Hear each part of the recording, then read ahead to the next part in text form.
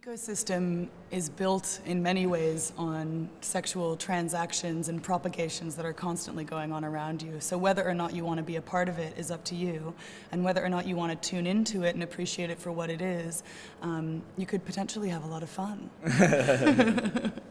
I think when audiences hear that something is sexual, it has a sexuality context to it, it can be kind of scary.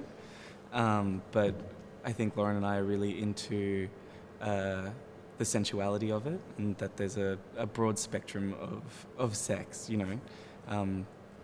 non-human, animal, mineral sex, that these processes kind of occur all around us, and so we try and present that in some way.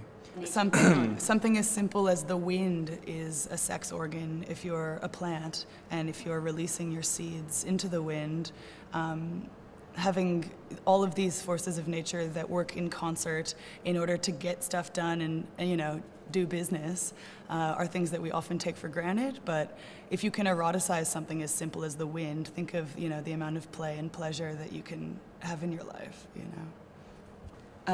So we're interested with the work Club Ecosex in really celebrating a type of queer ecology, and in using specifically queer forms of aesthetics and also of protest and of celebration as a response to the current ecological state that our planet faces. We imagine Club Ecosex as a sort of bathhouse for the end of the world, where you can encounter other entities that you share the planet with, and maybe break down some of the barriers that are between you a little more than you get to in your regular life. And so we hope that maybe through play and dance and celebration, we can actually get across a message about what is potentially the end of the world. That's good. That's good.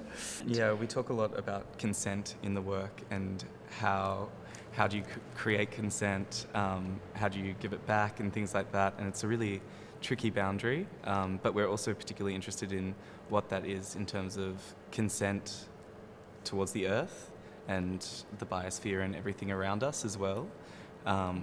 So it's those kind of two languages rubbing up against each other, I think.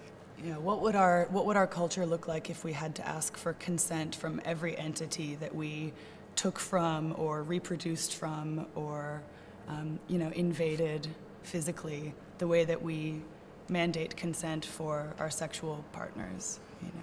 This is it's a complicated question. We don't have the answer, but we're interested in trying to find out. But we really wanted to avoid this idea that you could just line up for an experience and then get that experience, that everything was the same and that everything was standardized, because that's not how seduction works, and that's not how the cruising works. Yeah. And it's not how any of those negotiations or flirtations work. It has to be based on some sort of mutual interest, rather than just being entitled to. Well, often my favorite audience members are the shyest ones. Do you know what I mean? I love. There's some audience members that get stuck in, but I love those audience members who kind of hide away for a little bit and just stroke a plant, or and then slowly start to immerse themselves more and more. Yeah. 'Cause even shyness is great,